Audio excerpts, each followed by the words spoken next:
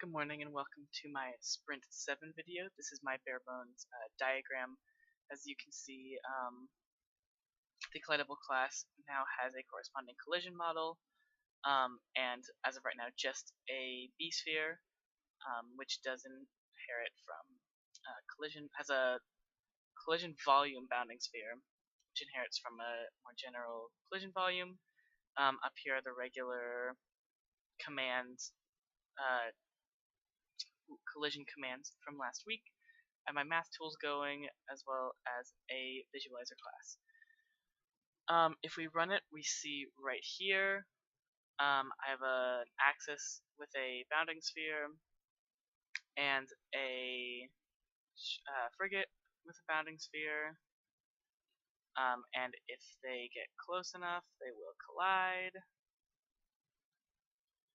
and everyone will be so happy. If I were to choose to scale up, uniformly scale up the axis by 20, there we have an extra large axis, which is just great. And I back this bad boy out, no collision. There's gonna be a bigger gap because of the approximation of the boundings of the wire mesh. But even with that different scale, we are still colliding accurately. And as far as the visualizer is concerned, I am using the command pattern with that. Sorry, I'm usually more organized. It is collision visualizer. In here, the visualizer has a list of commands. And during the show B-sphere, which is called by the command test pair,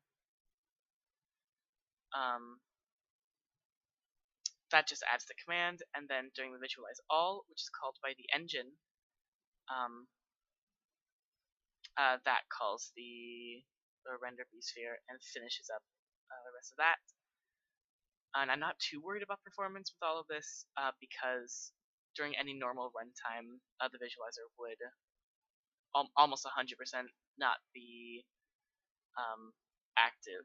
If a game designer wanted to, for some reason, wanted to visualize during gameplay, I would have to rework when the visualize all is called, because I wouldn't want it in the engine. I would want it somewhere else.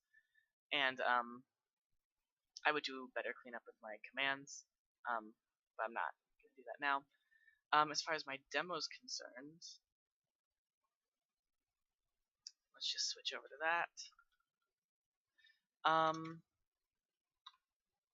It's kind of wild. I apologize for just how nonsensical it is. The model that you're going to see over here, my dad works in, he does graphic design for commercials, and he does VR as well, and so he's sending me models, and so I have this horse, and I'm gonna use the horse, and there's a lot more of the horse. But essentially, I can move around on my tank, I can shoot. This is fun. You can shoot all the horses. I have them randomly spawning. Just to show that collision is working. Everything's grand. This is honestly the most fun I've ever had in a game that I made, so. Oh, and you can't see it, but the tank is shooting knives. I found a knife model, and I'm using that, so.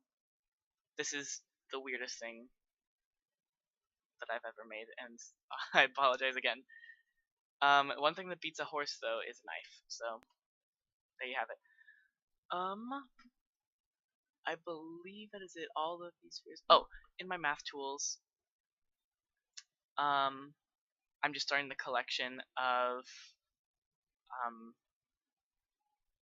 functions that'll help me with all the collision and math stuff that I'll need. That's all going. Yep, looks like it. Thank you so much, and I will see you in class.